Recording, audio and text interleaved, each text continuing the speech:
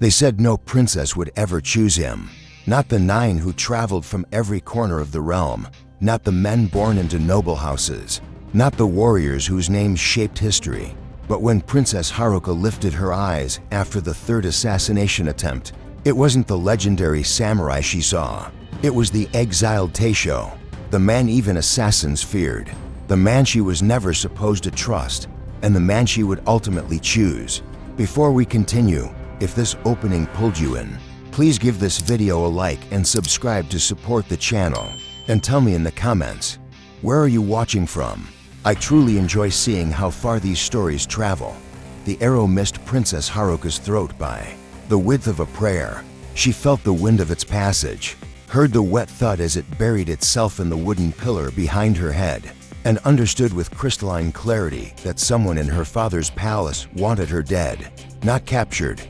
The realization came with strange calm as she touched the pillar and felt the arrow's shaft, still vibrating from impact, warm blood trickling down the wood from whoever had been standing there. Moments before her instincts made her turn. Down, the command came from Sergeant Kenshin, the grizzled warrior who had served as her bodyguard since childhood, his sword already singing from its sheath as he positioned himself between her and the assassin's position. "We are betrayed, my lady. The palace is no longer safe round them." The elegant garden, where she had been taking her evening walk, transformed into a battlefield. 3 more arrows hissed through the cherry blossom petals, followed by the clash of steel as palace guards, who had been trusted for years, revealed their true allegiance by attacking those who remained loyal. The conspiracy was not merely present, it was everywhere, woven into the very fabric of her father's household like poison threads in silk. "How many?" Haruka demanded, her voice steady despite the chaos erupting around her. Her father, the Shogun, had not raised a daughter who would scream and wait for rescue. He had trained her in strategy, in reading battlefield reports, in understanding that information was often more valuable than swords. "Too many," Kenshin admitted, deflecting a spear thrust that came from a guard who had served breakfast that very morning. "The conspiracy runs deeper than we knew. Your father sent word hours ago. 9 warriors are coming. The finest samurai in the realm, each sworn to protect you with their lives. But they are still hours away, and the assassins are here now. 9 warriors." Her father had chosen that number with deliberate symbolism. 9 directions of the compass, 9 virtues of the warrior code, 9 lives pledged to protect one. She knew their names from the dispatches her father had shown her, legendary fighters, men whose reputations made enemies reconsider their ambitions. But legends took time to arrive, and arrows traveled faster than honor. "Then we buy those hours," she said, gathering her formal kimono so it would not impede movement. Beneath the silk, she wore the practical clothes her father had insisted she always have ready. A warrior's daughter must be prepared for the moment when ceremony gave way to survival. "The old temple. We can hold there until..." The sentence died as a figure dropped from the palace roof with the fluid grace of someone who had done this many times before. The assassin landed between them and the garden exit, dual tanto blades already moving in the killing pattern called autumn leaves falling. Professional, expensive, deadly. Kenshin met the attack with the kind of perfect economy that came from 40 years of surviving. When others died, his katana moved once, twice, and the assassin was stumbling backward with a fatal cut that would kill in seconds. But those seconds were enough for the man to throw one of his tanto with his dying strength, the blade spinning through the air toward Haruka's chest. She had been trained for this moment her entire life. Her father's lessons, her weapons master's drills, the 1,000 repetitions of defensive movements all compressed into one instant of perfect response. She moved, not away but toward the blade, inside its arc where the rotation had not yet built, killing momentum, catching it by the handle with a control that surprised even her. "Well done," Kenshin said, and there was approval in his voice despite their desperate situation. "Your father trained you better than the assassins expected. That will keep you alive long enough for help to arrive." But even as he spoke, more figures were emerging from the shadows, not the clumsy attackers of a hasty conspiracy, but the coordinated movements of professionals who had planned this night with meticulous care. 6 assassins. 8.10. The garden was filled with death, and the two of them were surrounded. "My lady," Kenshin said quietly, his sword ready, but his tone carrying the weight of farewell. "I have served your family for 42 years. In all that time, I have never broken an oath or abandoned a duty. Today will not be the first day I fail." She understood what he was offering. His life to buy her escape, his death to purchase her survival. It was the traditional choice, the expected sacrifice, the kind of moment that poets would immortalize in verses about loyalty and duty. But Princess Haruka had been raised to think strategically rather than traditionally, and she saw what Kenshin's death would accomplish, nothing except leaving her alone and defenseless.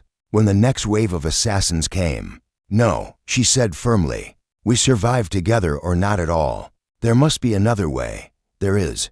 The voice came from above, from impossible angles in the darkness, where no one should have been able to position themselves undetected. And then he was among them, moving through the assassins like wind through wheat, each motion precise and economical and utterly devastating. For men died in the time it took Haruka to draw a breath. 3 more fell before Kenshin could even shift his stance to face this new threat. The remaining assassins retreated, which told Haruka more about this newcomer than any introduction could have. These were professionals who killed for gold and never showed fear. Yet they were backing away from this man as if he were not human, but some force of nature, given flesh and steel. "Who?" Kenshin began, but the stranger was already moving toward them with that same liquid grace. And now Haruka could see his face in the moonlight. She knew that face. Every noble in Japan knew that face, though most had only seen it in wanted posters and fearful descriptions. The scarred left cheek, the eyes that held too much knowledge of death and its many variations, the bearing of someone who had once commanded armies and now commanded only the fear that his name inspired. Taishō Yamada Takeshi. Kenshin breathed, and his sword rose to guard position. Despite the obvious futility of opposing someone who had just killed 7 assassins with less effort than most men used to swat flies, the exiled general, the demon of Sekigahara, the man who saved your princess's life, Takeshi interrupted, his voice carrying the rough edges of someone who had not engaged in polite conversation for a very long time. "You can thank me or fight me, Sergeant. Choose quickly, because more assassins are coming and I can only kill so many at once." It was said as a simple fact rather than boast. This was a man who had calculated the mathematics of death so many times that he could predict outcomes with the same certainty that farmers predicted harvests. Haruka made the decision. Before Kenshin could respond, "Lower your sword, Sergeant. Taishō Yamada has saved my life. Protocol demands gratitude, not hostility." "Protocol," Takeshi said with something that might have been humor in a man more given to such emotions, would also suggest that a princess should not accept help from a man who has been exiled for treason, stripped of rank, and sentenced to death if he ever returns to civilization. "But protocol seems to have died tonight along with your guards, so perhaps we should discuss philosophy later and survival now." He was right, of course. The sounds of fighting were intensifying throughout the palace, which meant the conspiracy was larger than anyone had anticipated, that the number of betrayers exceeded the number of loyal guards, and that standing in this garden debating the social acceptability of rescue was approximately equivalent to committing suicide with extra steps. "The temple," Haruka said. "I was telling Sergeant Kenshin, the old mountain temple can be defended with a small force. If we can reach it before the assassins regroup." "The temple fell 2 hours ago," Takeshi interrupted flatly. "That was their first target. They have been planning this for months, Princess. Every refuge you can think of, they have already occupied. Every ally you might flee to, they have already bought or intimidated. This conspiracy is not a coup attempt. It is an extermination."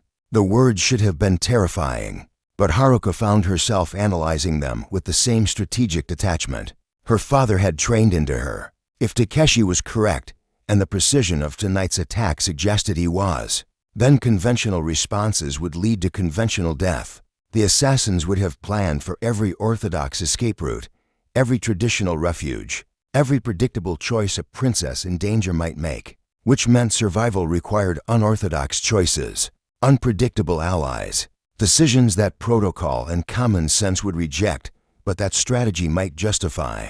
"Why are you here, Taishō?" she asked, using his former rank deliberately, because she suspected it would provoke an honest response. "You were exiled 3 years ago for refusing to follow orders that would have killed innocent civilians. You disappeared into the mountains and became a ghost story parents used to frighten children. Yet tonight, when assassins attacked the Shogun's palace, you emerged from exile to save his daughter. Why?" Takeshi was silent for a long moment, and in that silence Haruka heard the sounds of the palace dying, screams cut short, the crash of falling bodies, the triumph calls of assassins who had completed their kills. The conspiracy was winning, and they were running out of time for philosophical discussions about motivation.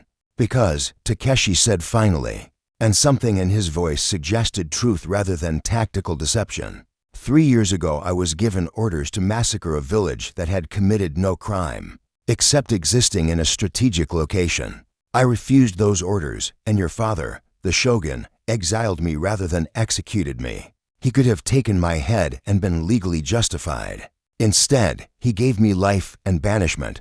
Tonight, I am repaying that debt by keeping his daughter alive long enough for those 9 legendary warriors to arrive and do their job properly."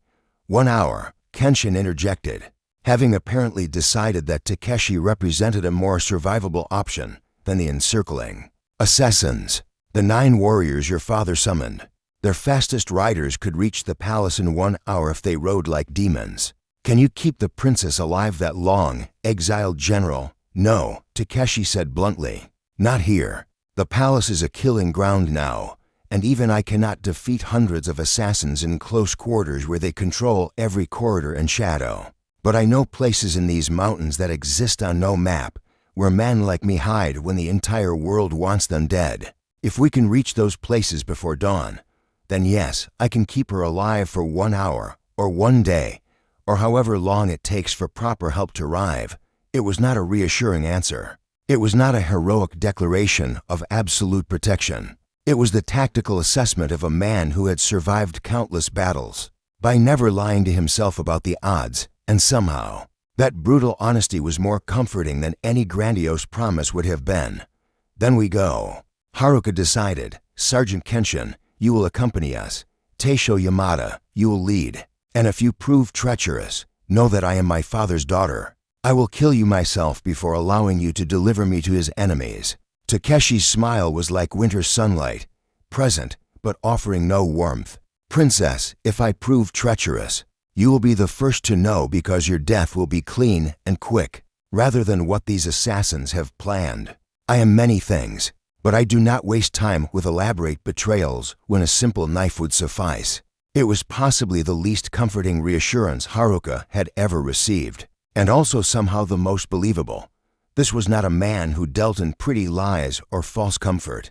He dealt in survival, measured in minutes and calculated in the cold mathematics of who would die so that others might live.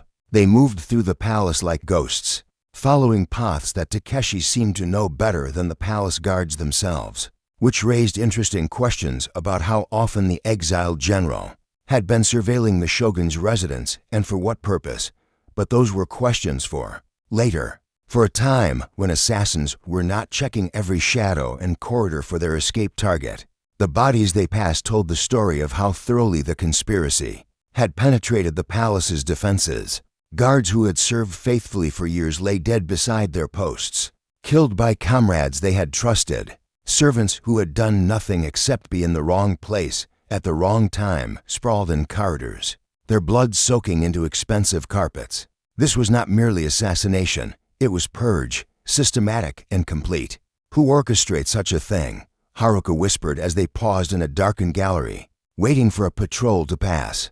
"Who could plan an operation this comprehensive, this thorough?" "Someone with resources," Takeshi replied, his eyes tracking movements in the courtyard below.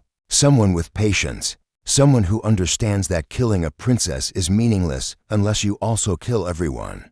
Who might avenge her or investigate her death. This conspiracy started months ago, perhaps years. They have been placing their people, buying loyalties, mapping every defensive weakness. Tonight is merely the harvest of a very patient season of planting." "But why?" Kenshin asked. The shogun is powerful but not tyrannical. The realm is stable. What does anyone gain from this chaos? Takeshi's expression suggested he knew the answer, but was deciding how much to share. Your princess is unmarried. No brothers. No clear heir. If she dies, the succession becomes complicated. Various noble families would have legitimate claims, and in the chaos of disputed succession, certain ambitious lords could maneuver themselves into positions they could never achieve. Through legitimate means, the analysis was cold and precise and entirely accurate. Haruka had been raised understanding the political realities of being the shogun's only child.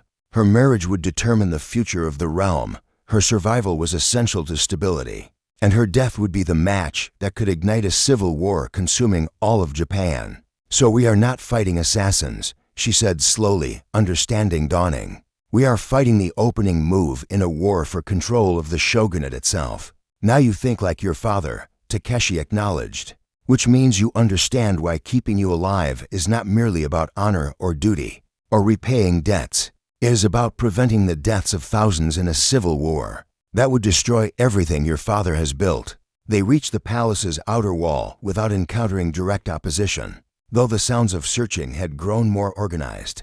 The assassins were coordinating their hunt with military precision, establishing perimeters and conducting systematic sweeps. Soon there would be nowhere left to hide, and the three of them would have to face overwhelming numbers with inadequate weapons and no reinforcements. The wall itself was 12 feet of smooth stone, designed to keep intruders out rather than occupants in. But Takeshi moved along its base with the confidence of someone who knew its secrets, stopping at a point that looked identical to every other section, but somehow was not. Here, he said, pressing specific stones in a sequence that seemed random until a section of wall shifted inward, revealing darkness beyond. Ancient passage, built during the civil wars when the palace needed secret exits for exactly this kind of situation. Your father probably doesn't even know it exists. Knowledge of such things dies with each generation that doesn't need them. How do you know about it? Kenshin asked suspiciously. Because I am the kind of man who studies every building I might someday need to escape from. Takeshi replied. A habit developed during years of being hunted by people with more soldiers and fewer scruples than I possessed. Now move, because the patrols will complete their circuit in approximately 90 seconds, and I would prefer not to kill more of your father's men if I can avoid it. They entered the darkness of the passage, and Takeshi pulled the stone back into position with practiced efficiency. The darkness was complete, absolute, the kind that made eyes useless and forced reliance on other senses. But Takeshi moved through it with the certainty of someone who had memorized every step, every turn, every obstacle. 53 steps forward, he said quietly. Then left turn, then 47 steps, then stairs descending. Hold the wall with your right hand. Step carefully. Do not speak until I tell you we are clear. They followed his instructions, moving through blackness that seemed to have physical weight, pressing against them like water. The air was stale and old, carrying scents of earth and stone and time. This passage had existed for centuries, waiting for a night like this, for desperate people making impossible choices about survival. The stairs descended for what felt like hours, but was probably only minutes. Then Takeshi stopped, and they heard him doing something in the darkness, moving stone, clearing debris, opening another concealed exit. Fresh air swept through the passage, carrying with it the sense of pine forest and mountain water. We emerged 300 paces outside the palace walls. Takeshi explained as he led them into the moonlit night. The forest will provide cover, but we must move quickly. The assassins will discover the passage eventually, and when they do, they will follow. The forest was ancient and dense, the kind of terrain where light died and sounds were swallowed by the weight of growing things. But even here, even in this wilderness, Takeshi moved with purpose and direction, not fleeing randomly, but traveling toward some specific destination that existed in his knowledge, but nowhere on official maps. Where are we going? Haruka asked, branches catching at her clothing as they pushed deeper into terrain that had probably not seen human passage in years. A place where exiled men learn to survive, Takeshi replied. A place where the shogun's justice cannot reach, but neither can his enemies' assassins. A place where we can defend the narrow approaches and wait for those 9 legendary warriors to find us, if they are as good as their reputations suggest. And if they are not, Kenshin pressed, then at least you will die in a beautiful location with a magnificent view, Takeshi said. Which is better than dying in a palace garden while assassins debate whether to make it quick or entertaining. It was not reassuring. It was not comforting. It was the black humor of men who had faced death so often that they no longer feared it, only planned for its delayed arrival. And Haruka found herself trusting Takeshi more because of his honesty than she would have trusted any amount of false comfort. They climbed through the night, leaving the palace behind as it burned. Because of course the assassins would burn it, would destroy evidence and create chaos that would mask their conspiracy. The flames painted the sky orange and red, a funeral pyre for the old order, a beacon announcing that everything had changed in one night of betrayal and blood. As dawn approached and exhaustion began claiming even their desperate energy, Takeshi finally stopped at what seemed like empty forest, but was actually the entrance to a hidden valley. A place where rock walls created natural fortifications and a single narrow path provided the only access. Here, he said, we can hold this position against 100 men if necessary. The 9 warriors will find us by following the same logic that brought me here. This is where anyone planning to defend rather than flee would eventually arrive. Haruka looked at the valley, at its defensive advantages and its single vulnerable approach, and understood that Takeshi had not been leading them randomly through the mountains. He had been moving with purpose toward this specific location, chosen long before tonight as the place where desperate people might make their final stand. You planned this, she said. You have been planning this for a long time. I planned for the possibility, Takeshi corrected. 3 years ago, your father spared my life when he could have taken my head. That created a debt.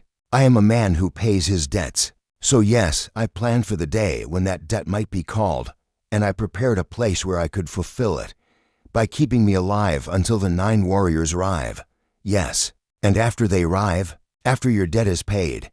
Takeshi was silent for a long moment, looking not at her, but at the mountains where the sun was beginning to rise, painting peaks in shades of gold and crimson. When he spoke, his voice carried something that might have been weariness or wisdom or both. After the debt is paid, I return to exile. I disappear back into these mountains and become a ghost story again. You return to your father's palace with 9 legendary warriors as escort. They compete for your favor, demonstrate their martial prowess and noble lineages, and you choose one of them to be your husband and the future shogun. This is how such stories end. The monster helps the princess, then vanishes so that proper heroes can receive proper rewards. And if I choose otherwise, then you make a foolish choice. That will be remembered as the mistake that cost Japan its stability, Takeshi said bluntly. I am exiled, princess, stripped of rank and title and honor. 9 warriors are coming who possess all 3. Logic and politics and common sense all dictate which choice you should make when the time comes.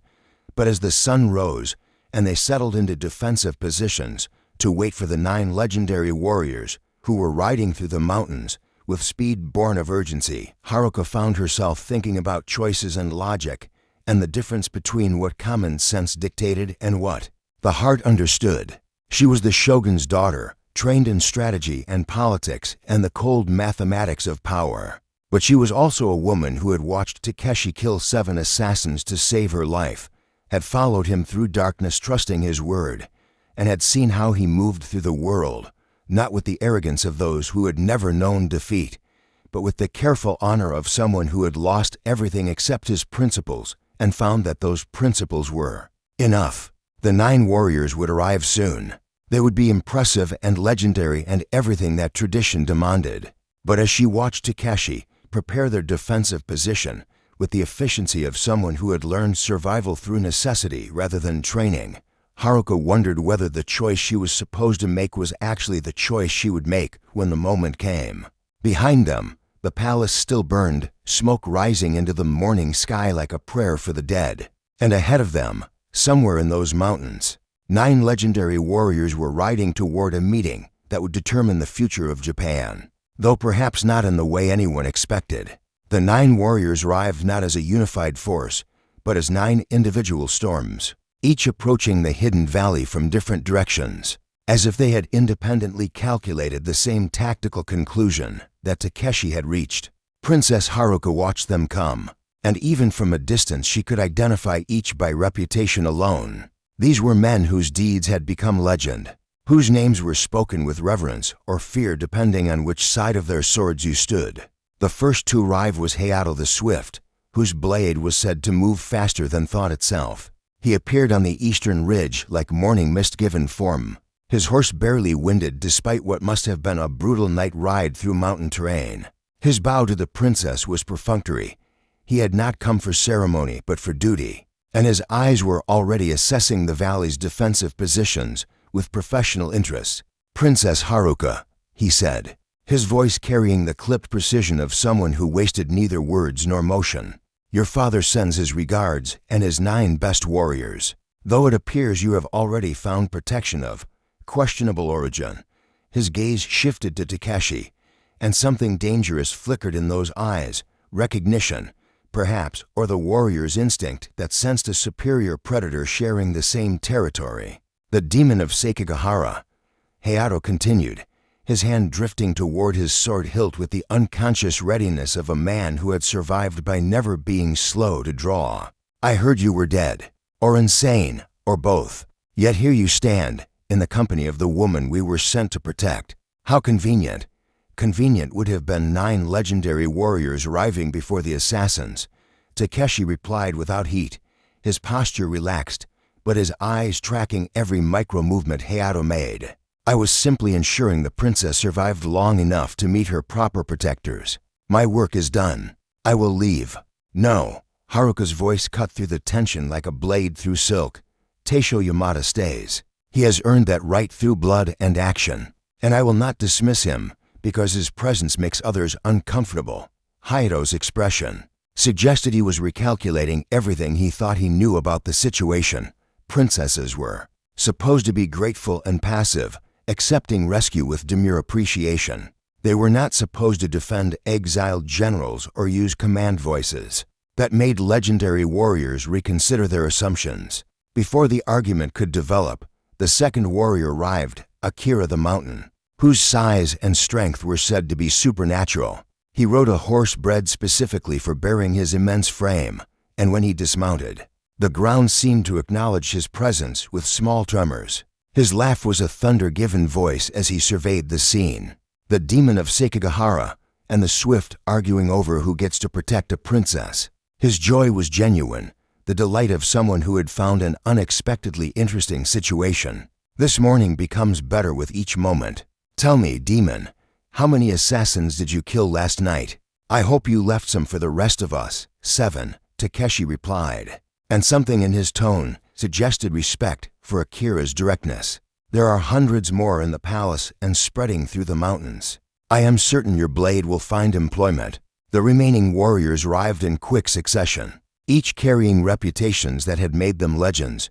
Ryu the Dragon, whose tactical brilliance was said to predict enemy movements before they happened. Isamu the Brave, who had never retreated from any battle regardless of odds. Daichi the Earth, whose defensive techniques made him nearly impossible to defeat. Kenji the Shadow, whose stealth was so perfect that enemies died without ever seeing him. Masaru the Victor, who had never lost a single combat in 20 years of warfare. And finally the twins Haru and Natsu, Spring and Summer, whose coordinated fighting style was said to be poetry written in blood and steel.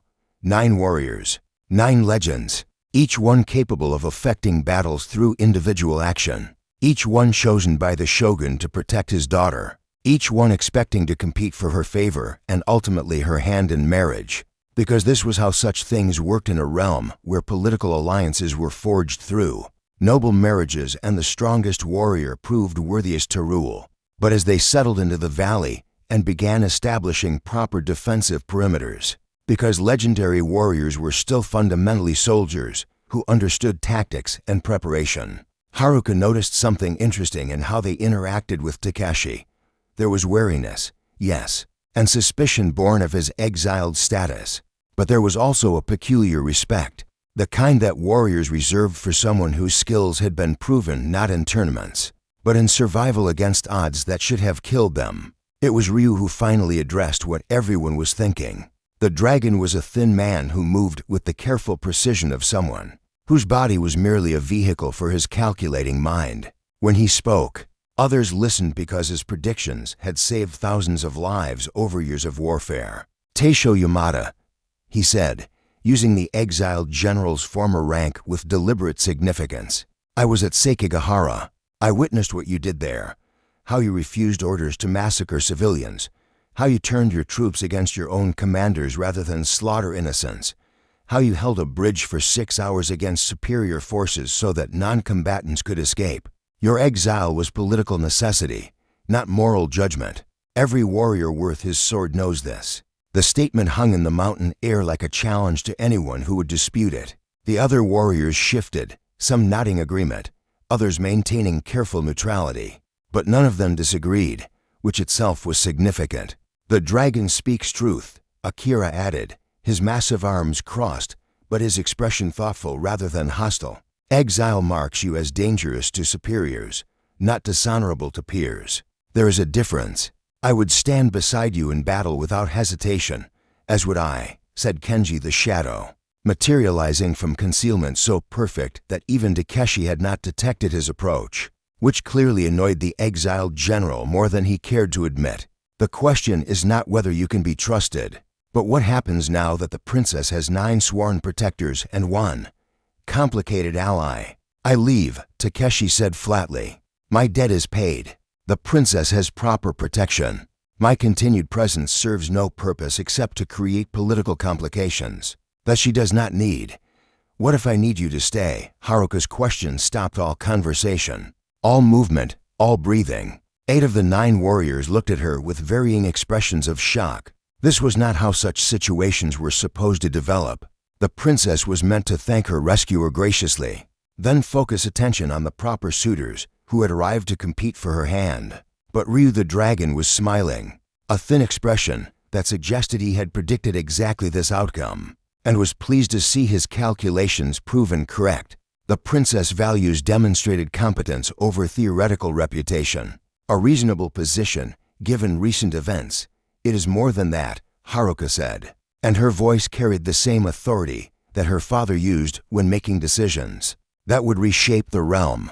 Last night I was betrayed by men I trusted, attacked by professionals who knew every weakness in my defenses, and saved by someone the realm calls demon and exile. Every assumption I held about loyalty and honor and proper behavior was proven wrong in a single night of blood and fire. So when I look at 9 legendary warriors whose reputations are magnificent and 1 exiled general whose reputation is terrible, forgive me if I question which reputation is earned through deed rather than story. The silence that followed was the kind that preceded either violence or transformation. 9 warriors who had never been challenged so directly by a woman they were sworn to protect. 1 princess who had decided that survival required rewriting rules that had governed behavior for centuries, and 1 exiled general who looked like he desperately wanted to be anywhere else, but was trapped by honor in a situation that was rapidly becoming more complicated than killing assassins. It was Masaru the victor who broke the silence, and his laughter was surprisingly genuine. She questions our reputations. I like this princess. She has a spirit beyond what reports suggest. He turned to Takeshi with apparent approval. Demon, it seems you have created a problem for us. The princess doubts whether 9 legendary warriors can protect her better than 1 exiled general. How do you suggest we resolve this dilemma? I suggest you demonstrate your legendary skills by doing the job you were sent to do, Takeshi replied. Protect the princess. Return her to her father. Compete for her hand according to proper protocol. I will disappear back into exile, and within a month I will be a ghost story again. No. Haruka's refusal was absolute. I will not dismiss someone who has proven loyalty through action, because others possess better reputations in the story. Taishō Yamada stays, or I refuse the protection of all 9 warriors and take my chances in these mountains alone. It was a bluff. She had to know it was a bluff. but it was delivered with such conviction that everyone present had to recalculate. Kenshin, who had remained silent throughout these exchanges, finally spoke with the weariness of someone who had served noble families long enough to recognize when traditional solutions would not work. "Princess, your father sent 9 warriors because he knew that choosing one would create political complications. Each represents a powerful family with legitimate claims to alliance through marriage. You cannot favor one without insulting 8. But perhaps," he paused, clearly working through an idea that was either brilliant or catastrophic. "Perhaps the solution is to favor none of them above the others. Allow all 9 to compete for your regard through deeds rather than reputation, and include the exiled general in that competition, not as exile, but as a warrior who has proven himself through action." 10 competitors, Ryu said slowly, his calculating mind already working through the political implications. "Not traditional, but elegant. It removes the immediate need to choose, creates space for genuine evaluation, and transforms a standoff into a competition that tests character rather than simply accepting reputation." "It is insane," Hayato protested. "The Shogun sent us to protect his daughter, not compete in games while assassins hunt her." "Then we do both," Akira said simply, his massive shoulders shrugging as if the solution were obvious. "We protect the princess while also demonstrating why each of us deserves consideration. And we include the demon in that competition because the princess demands it, which tells us something important about her judgment and her courage." The debate continued, but Haruka noticed that Takeshi had moved away from the group, positioning himself at the valley's narrow entrance where the approach could be watched and defended. He was separating himself from decisions about his future, focusing instead on immediate tactical concerns. Because whether they competed or cooperated or killed each other, assassins were still hunting, and only the living would get to debate philosophy. She moved to join him, ignoring the protests of warriors who thought princesses should remain in the center of protective circles rather than standing at exposed perimeters. Up close, she could see the scars that covered Takeshi's hands and forearms, not the clean marks of tournament combat, but the ragged tissue of someone who had survived situations where survival itself was unlikely. "You do not want this," she observed. "This competition, this attention. You truly intended to disappear after delivering me safely." "Yes," Takeshi admitted. "I am a man who paid a debt, not a suitor seeking advantage. Your 9 warriors are everything tradition demands, legendary, honorable, connected to powerful families that could support your father's reign. I am everything tradition rejects, exiled, stripped of rank, connected only to mountains and ghosts. The choice you should make is obvious," perhaps Haruka said. "But last night taught me that obvious choices can be fatal. The obvious choice was to trust my palace guards. They tried to kill me. The obvious choice was to seek refuge in established safe houses. They had already been compromised. The obvious choice would have been to reject help from an exiled criminal, and I would be dead. So forgive me if I question whether the obvious choice regarding marriage is actually the correct choice. You do not know me, princess. You know only that I killed 7 assassins and led you through darkness to this valley. That is not sufficient foundation for decisions that will affect the entire realm. Then help me know you better," she suggested. "Compete alongside the others. Demonstrate who you are through action rather than reputation, which is apparently how you prefer to be judged anyway." Takeshi was silent for a long moment, his eyes scanning approaches and calculating kill zones with the automatic precision of someone who had survived by never stopping such calculations. When he spoke, his voice carried reluctant acceptance of something he could not change. "Very well, I will compete. But understand this, princess, I will not pretend to be something I am not. I will not write poetry about your beauty or compose songs praising your virtue.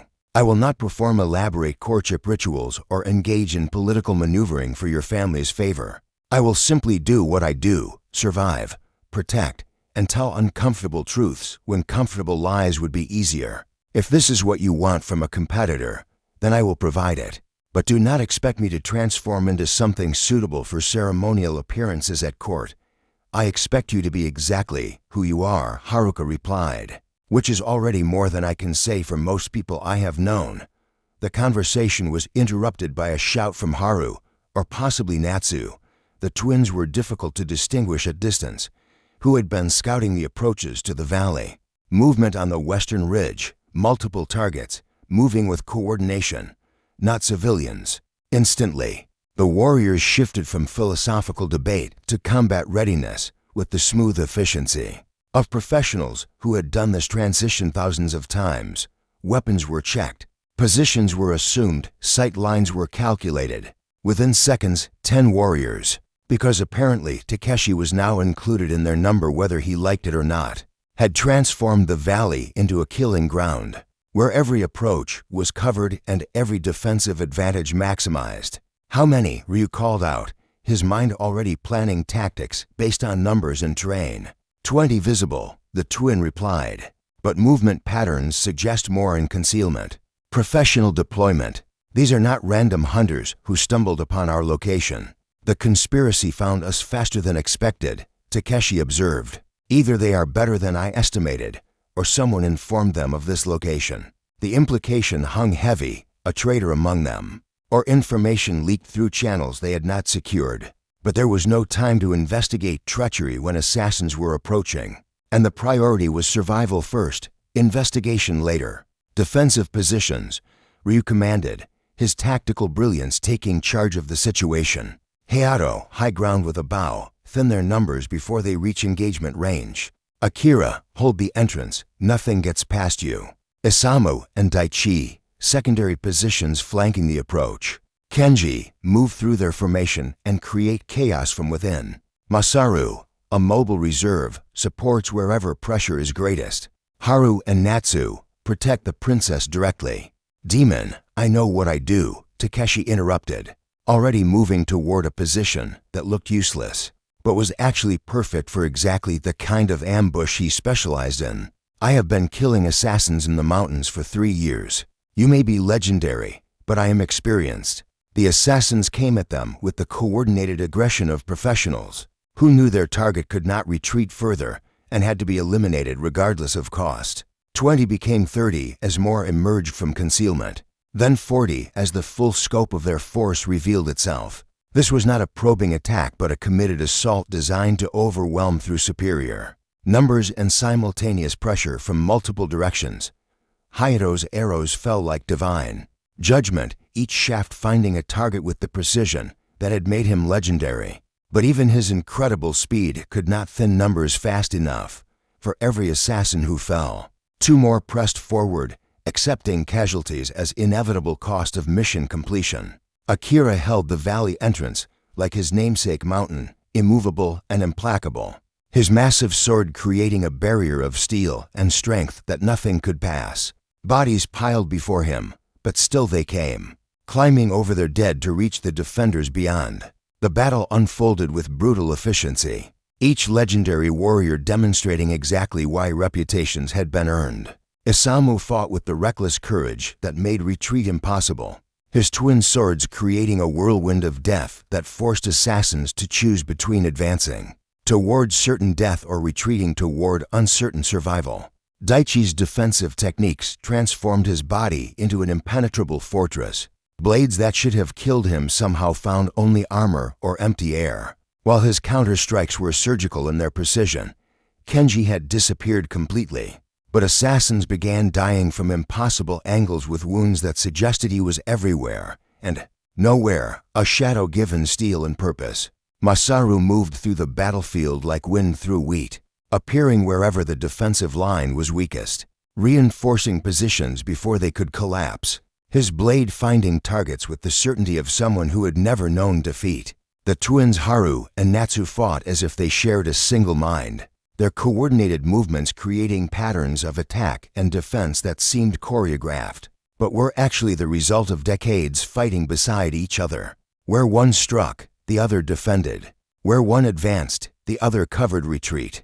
They were not 2 warriors, but one entity with 2 bodies, and the assassins who faced them died trying to understand fighting styles that violated every principle of individual combat. And through it all, Takeshi moved like death-given form, not fighting in the elegant styles that defined legendary warriors, but in the brutal efficiency of someone who had learned combat as survival rather than art. His strikes were not beautiful, but they were final. His movements were not ceremonial, but they were effective.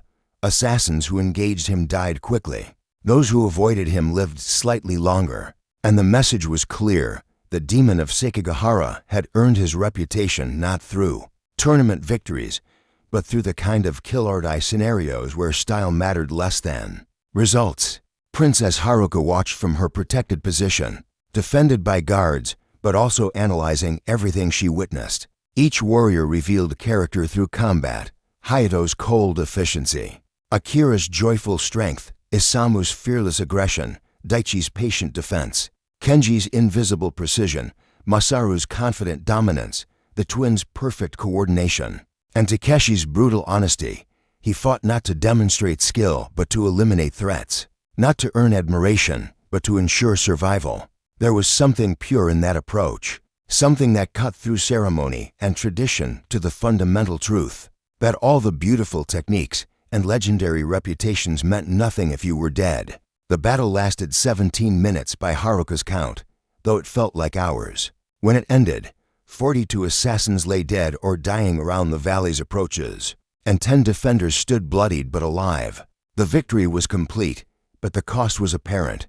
Even legendary warriors bled when facing professional killers in numbers, sufficient to overwhelm individual skill. "They will send more," Ryu observed, wiping blood from his blade with the calm of someone stating simple facts. "This was testing our capabilities, measuring our strength. The next attack will be larger and more carefully planned. Then we cannot remain here," Takeshi said. "This position was defensible against 40. It will not hold against 400. We need to keep moving, stay ahead of their coordination, make them chase us through terrain that favors defenders, a running battle through mountains," Hayato said with distaste. "Not honorable, not proper, not how legendary warriors should conduct themselves." "Perhaps," Takeshi agreed. "But you will be alive and dishonorable rather than dead and proper. The princess can choose which outcome she prefers." All eyes turned to Haruka, and she understood that this was her first real test, not of combat skills or strategic brilliance, but of leadership under pressure when all choices were bad and only the least terrible option represented survival. "We move," she decided. "Taishō Yamada is correct. This position cannot hold against the numbers they can bring. We retreat through the mountains, staying ahead of their pursuit, using terrain to equalize numbers. And while we retreat, each of you will tell me your story. Not your reputation, but who you actually are, and why you came to protect someone you had never met." "A competition of stories," Ryu said, and his thin smile suggested approval. "Elegant. We protect you through action while convincing you through words." "To tests occurring simultaneously." 3 tests, Takeshi corrected. "Action, words, and something more important, how we behave when exhausted, desperate, and facing odds that should kill us all. Reputations are built in favorable conditions. Character is revealed when conditions are terrible, as they prepared to abandon the valley and begin their running battle through mountain wilderness." Haruka realized that the game had changed. What had begun as her father sending 9 warriors to protect and court his daughter had transformed into something far more complex. A test not just of martial skill but of wisdom, honesty, and the ability to make impossible choices when traditional answers would not suffice.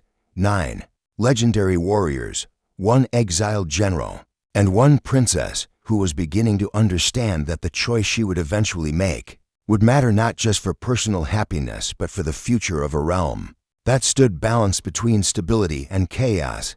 Behind them, more assassins were already moving through the mountains, coordinating their hunt with the resources of conspirators who would accept no outcome except her death. And ahead of them lay wilderness, danger, and the slow revelation of who these men truly were when stripped of reputation and forced to survive through character alone. The competition had begun in earnest, and as dawn broke over mountains painted gold by rising sun, Haruka found herself looking not at the 9 legendary warriors whose reputations preceded them, but at the one man whose reputation should have disqualified him, but whose actions suggested that. Perhaps reputations lied more often than they told truth. They moved through the mountains like water flowing downhill, following paths of least resistance, adapting to terrain that changed with each hour, staying always one step ahead of pursuers who had resources, but lacked the innate knowledge of wilderness that came from living as prey rather than hunter. For 3 days they ran, fought, and ran again, each skirmish whittling down both their strength and their pursuers' numbers in a brutal mathematics where survival was measured in minutes, and victory meant simply lasting until the next dawn. It was during these 3 days that the competition truly began, not through formal contests or ceremonial displays, but through the thousand small moments when exhaustion stripped away pretense and revealed the truth beneath reputation. Hayato the Swift, who had seemed cold and mechanical during their first encounter, proved to have unexpected depth during the night watches, when fatigue made conversation easier than silence. He spoke of his childhood training under a master who had beaten perfection into students, who survived and buried those who did not, of learning that speed was not merely physical but mental, the ability to make decisions faster than opponents could react. I became swift not because I was gifted, he admitted one night as they sheltered in a cave while rain turned the mountain paths to rivers of mud, but because I was terrified. Every moment of hesitation in my master's dojo meant pain. So I learned to never hesitate, to move before thinking, to trust instinct over analysis. It made me fast. It also made me, he paused, searching for words, incomplete. I can kill with perfect efficiency, but I have forgotten how to do anything slowly enough to appreciate why it matters. Princess Haruka listened to these confessions, these small revelations that each warrior offered as they traveled. Akira the Mountain spoke of growing up so large that other children feared him, of learning that strength without restraint made him a monster, of discovering that the greatest power was choosing not to use the power you possessed. His laughter, so constant and genuine, was not ignorance of darkness, but defiance against it, a deliberate choice to find joy even in situations that should have crushed hope. Ryu the Dragon revealed that his tactical brilliance came at a cost. He saw patterns everywhere, could not stop analyzing and predicting, and lived in a world where every action was part of some larger calculation. I have predicted 17 different ways this journey could end, he confessed during a midnight watch. 14 of them involve your death, princess, to involve the deaths of all of us. One involves something I cannot quite predict because the variables include human choice, rather than tactical necessity. I find myself hoping for that unpredictable ending, even though my entire life has been built on eliminating unpredictability. The others shared similar revelations, Isamu admitting that his fearlessness was not courage, but inability to imagine his own death, making him dangerous to enemies, but also to allies who depended on him for rational decisions. Daichi confesses that his perfect defense was rooted in childhood trauma, when he had been too weak to protect his family, vowing never again to let harm pass his guard. Kenji explained that his invisibility was not merely technique but a form of erasure, that he had spent so long being unseen that he sometimes forgot he existed at all. Masaru the victor, who had never lost a fight, spoke with unexpected melancholy about victories that felt hollow, because they had become inevitable. I am so confident in my skill that fights are not tests, but formalities, he said. I have not felt genuine uncertainty in combat for 10 years. I came here hoping that protecting someone else rather than simply defeating opponents might finally give meaning to all these meaningless victories. The twins Haru and Natsu were perhaps the most surprising, revealing that their perfect coordination was not merely training, but compensation for individual weakness. Separated, we are adequate warriors, Haru explained. Together, we become something greater than ourselves. But it means we can never truly be individuals, can never know who we would be if we stood alone. Sometimes I envy people who have discovered themselves rather than disappearing into partnership. Through all these confessions, Takeshi remained largely silent, speaking only when tactical necessity demanded it, offering no stories of his past or explanations of his motivations. He simply did what needed doing, finding paths, identifying ambush sites, killing assassins who got too close, and maintaining the cold pragmatism that kept them alive when emotion might have gotten them killed. It was Sergeant Kenshin who finally prompted him to speak. During a night when exhaustion had made them all philosophical about mortality and meaning. Taishō Yamada, you have heard 9 warriors reveal themselves to the princess. You have listened to our weaknesses and our histories, yet you offer nothing of yourself. How is she to judge you as a competitor if you remain hidden? Takeshi was silent for so long that everyone thought he would not answer. Then, quietly, with a voice that carried the weight of old pain that had scarred over but never healed, I killed my own commander at Sekigahara, shot him through the throat when he ordered the massacre of a village that had committed no crime. The arrow came from my bow, from my decision, and it made me a traitor in the eyes of law even though it was the only honorable choice available. In the chaos that followed, I held a bridge so civilians could escape.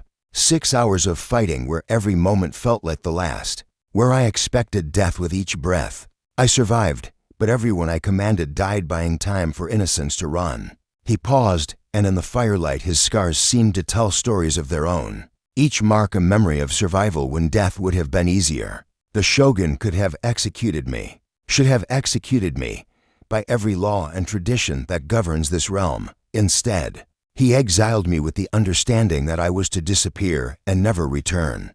He gave me life when law demanded death, and that created a debt I can never fully repay. Which is why I am here now, protecting his daughter when logic suggests I should remain hidden in mountains, where no one asks uncomfortable questions about honor and duty and the terrible choices we make, when all options are bad. The confession hung in the mountain air, and Haruka found herself understanding something crucial about the man who sat separate from the others, always watching, always calculating, always maintaining distance that was not merely physical but emotional. You believe yourself unworthy, she said, not because you are dishonorable, but because you have seen clearly the gap between what honor demands and what survival requires. You killed your commander because honor demanded it, but law called it treason. You saved civilians because compassion required it, but strategy called it weakness. You exist in spaces between rules, where right actions create wrong consequences. Yes, Takeshi acknowledged, which is why I am unsuitable as husband to the Shogun's daughter. You need someone who exists firmly within tradition, whose choices are clear, and whose path is certain. Not someone who lives in moral ambiguity and makes decisions that are correct but not legal, honorable but not proper. Perhaps, Haruka said slowly, or perhaps I need someone who understands that the world is more complex than tradition admits, that sometimes the right choice is the one that everyone will condemn, and that true honor means doing what is right even when law and custom say it is wrong. Before Takeshi could respond, Kenji materialized from the darkness with news that shifted all focus from philosophy to survival. 300 assassins moving through the valley below. Coordinated advance with no exposed flanks. They are not hunting us now, they are driving us toward something. A trap, carefully prepared. Ryu's mind immediately engaged, analyzing patterns and calculating probabilities. They have been hurting us for 2 days. Every skirmish has pushed us north and east, toward what? What lies in that direction that would make it worth this much effort? The Demon's Gorge, Takeshi said flatly, and his tone carried recognition of a trap he should have anticipated. A canyon with a single entrance and no exit, defensible against small numbers, but a killing ground against large forces with time and patience. If they drive us into the gorge, they can simply seal the entrance and wait for starvation to do their work, or fill it with archers and kill us at leisure.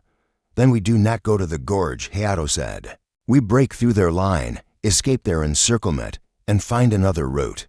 With 300 assassins coordinating their movements, Ryu shook his head. They will have anticipated that response. Every breakout route will be monitored. Every escape path will lead to ambush. They are not giving us a choice between safety and danger. They are giving us a choice between one death and another, letting us select which killing ground we prefer. The warriors fell silent, each calculating odds and finding no favorable outcomes. 300 professional assassins, coordinated and patient, against 10 exhausted defenders and 1 princess who could not fight but must not die. The mathematics were brutal and clear. This running battle had reached its inevitable conclusion. It was Princess Haruka who saw what the warriors had missed, the option that tactics and tradition had blinded them to. "We are thinking like defenders trying to escape," she said. "What if we think like attackers trying to win against 300? Isamu's laugh was bitter. "Princess, I am brave, some say suicidally so. But even I recognize when numbers make victory impossible, not victory in battle." Haruka clarified, "Victory in purpose. Why are they hunting me? To kill me and trigger a succession crisis. What happens if I am not dead but also not hidden? What happens if I stand and reveal myself to the realm, making my death so public that conspiracy becomes impossible?" The idea spread through the group like ripples in water, each warrior seeing implications and possibilities. Ryu was the first to grasp the full strategic brilliance of the concept. If you emerge publicly, claiming assassination attempts and naming conspirators, it forces them into the open. They can no longer operate in shadows. They must either retreat or commit to open warfare. And open warfare means bringing in forces loyal to your father, investigations by honest officials, and scrutiny that conspiracy cannot survive. It is also incredibly dangerous, Takeshi observed. Revealing yourself means painting a target that every assassin in Japan will aim for. You become the most visible and most hunted person in the realm. "I am already hunted," Haruka replied. "The difference is whether I am hunted as prey or as someone who fights back. I am tired of running." Taishō Yamada. 3 days of retreat through mountains, sleeping in caves, eating whatever we can scavenge. My father did not raise me to be prey. He raised me to be Shogun's daughter, someone who stands and faces threat rather than hiding from it. The warriors exchanged glances, and something shifted in how they looked at her. This was not the princess they had been sent to protect, demure, grateful, passive in her own rescue. This was someone who had used 3 days of survival to understand both her protectors and herself, who had seen past reputation to character, and who was now making decisions about her own fate rather than accepting whatever others determined for her.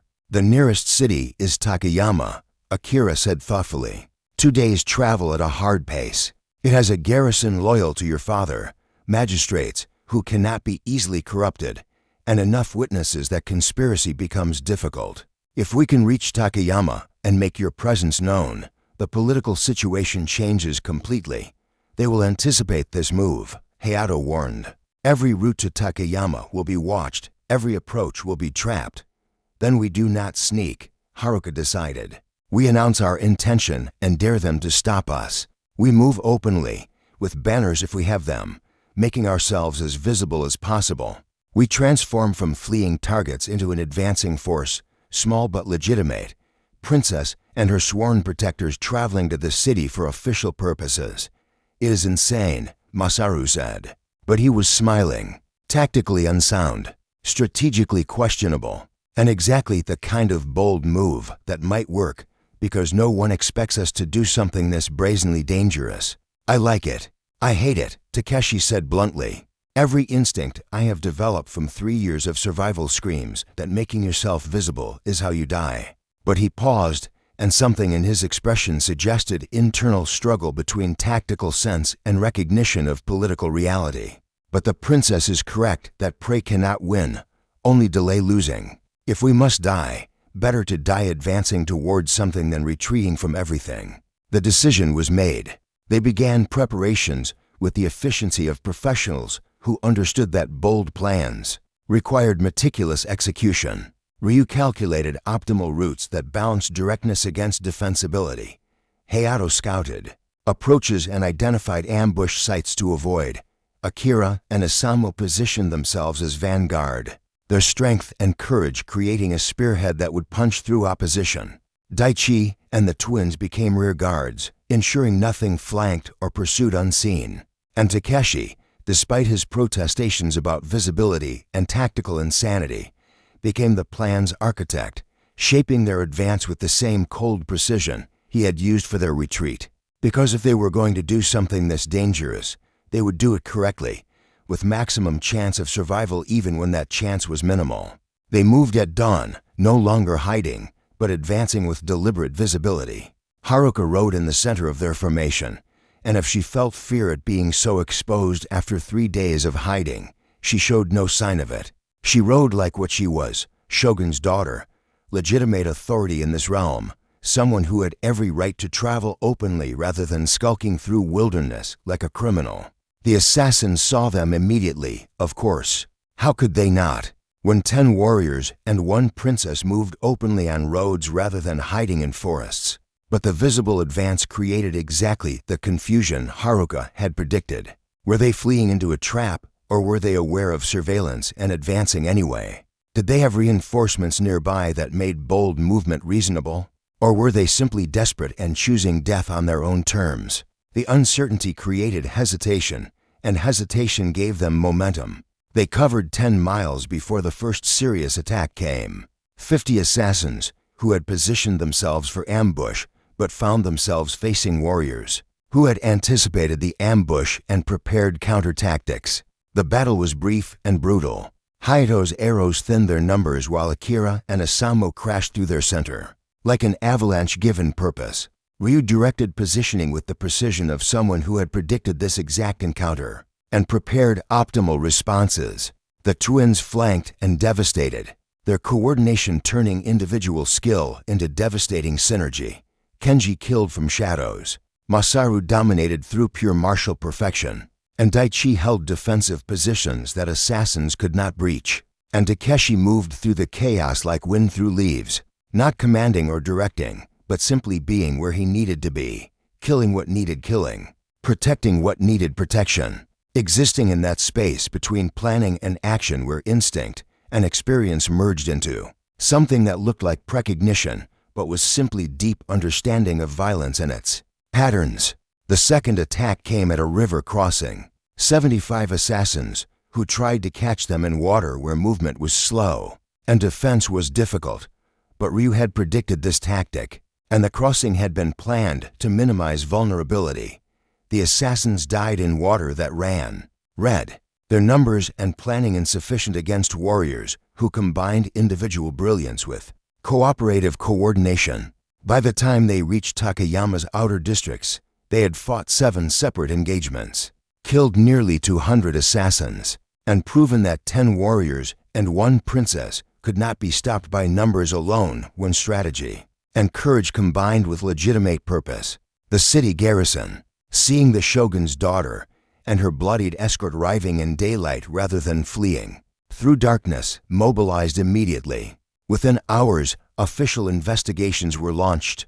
Loyal forces secured the princess's safety. Messages were dispatched to the shogun informing him that his daughter lived, had survived assassination attempts, and was naming conspirators whose treachery would now be exposed to sunlight. The conspiracy did not collapse immediately. Such things never did. But it broke, fragmented, lost cohesion as conspirators realized that shadows had become scrutiny and secrecy had become liability. Some fled. Some committed seppuku rather than face interrogation. Some tried to fight and died on swords of warriors who had sworn oaths to the shogun and took such oaths seriously.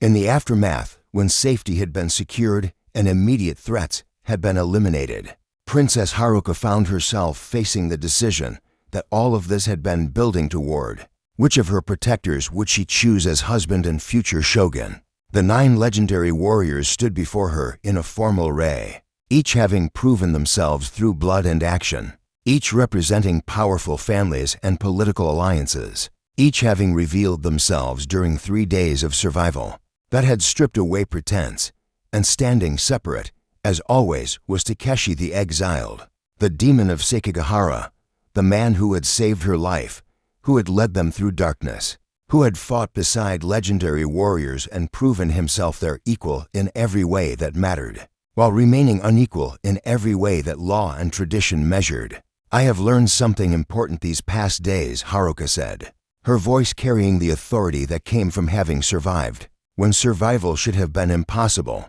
"I learned that reputation can lie, that legends can be true, and that the space between law and honor is wider than I had imagined." She looked at each of the 9 warriors in turn, acknowledging what they had done and who they were. "You saved my life. You protected me when protection seemed impossible. You revealed your truths and fought with courage that I will remember as long as I live. Each of you deserves consideration, and each of you would make a fine husband to any woman and a strong shogun for this realm. Then she turned to Takeshi, and her expression was difficult to read. Not quite love, not quite calculation, but something that combined both in ways that defied simple categorization. But I have also learned that sometimes the right choice is the one that everyone will question. That true honor means doing what is right even when custom says it is wrong. And that the future of this realm may require someone who lives between tradition and necessity, rather than firmly within either. The silence that followed was absolute. 9 legendary warriors understood what she was about to say. One exiled general tried to disappear into the background even as she looked directly at him. And one princess making a choice that would reshape everything. I choose Taishō Yamada Takeshi, she said clearly. The demon of Sekigahara, the exiled general who paid his debt through blood and action. The man who embodies the uncomfortable truth that honor and law do not always align, and that sometimes the person who breaks rules is more honorable than those who follow them blindly. The declaration should have caused outrage, should have been rejected as impossible, should have triggered a political crisis that would destabilize everything her father had built. Instead, Ryu the dragon laughed, a genuine sound of delighted surprise, the unpredictable outcome, the one possibility I could not calculate because it depended on human choice rather than tactical necessity. I am simultaneously appalled by the political implications and impressed by the courage required to make this choice. It is insane, Hayato agreed, but he was bowing to Takeshi with respect that transcended rank or reputation. It will cause a crisis. It will require explanations that satisfy no one. It will force the entire realm to reconsider assumptions about honor and exile and redemption.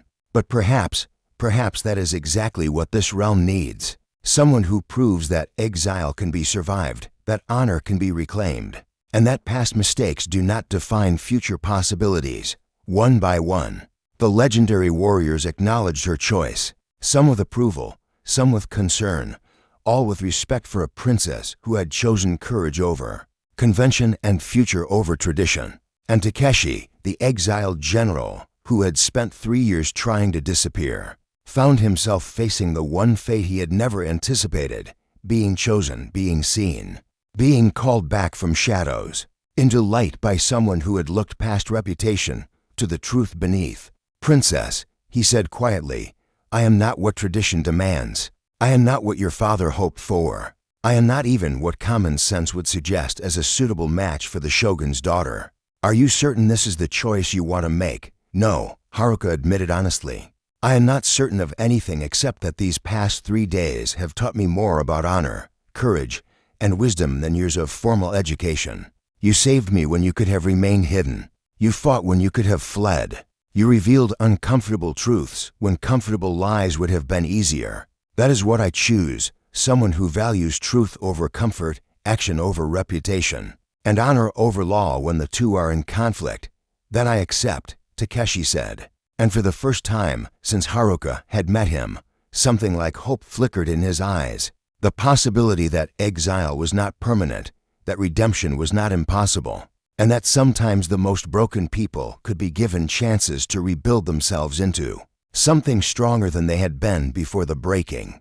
The marriage itself was months away, delayed by investigations and political negotiations, and the 1,000 complications that came from a princess choosing an exiled general over 9 legendary warriors. But those complications were problems for the future, to be solved through patience and wisdom and the same courage that had kept them alive through 3 days of running battles in mountain wilderness. For now, standing in Takayama with her protectors and her unlikely chosen companion, Princess Haruka understood something her father had tried to teach her through years of strategy lessons, that the most important decisions were often the ones that everyone questioned, that true leadership meant choosing what was right rather than what was easy, and that sometimes the greatest honor came from recognizing honor. In unlikely places, the 9 legendary warriors would return to their families, carrying stories of a princess who had transformed from protected asset into decisive leader. They would speak of 3 days that had tested everyone, revealed everyone, and proven that reputation mattered less than character when survival required truth rather than pretense.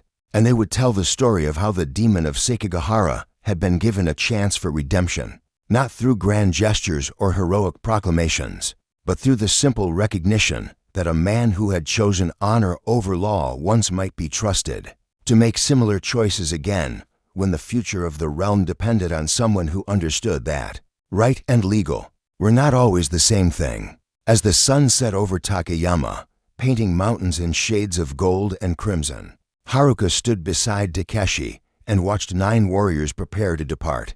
They had come to compete for her hand through displays of martial prowess and noble lineage. They left having witnessed something more profound, a woman making the choice that tradition said was wrong, but that wisdom suggested might be exactly right. Do you regret it? Takeshi asked quietly.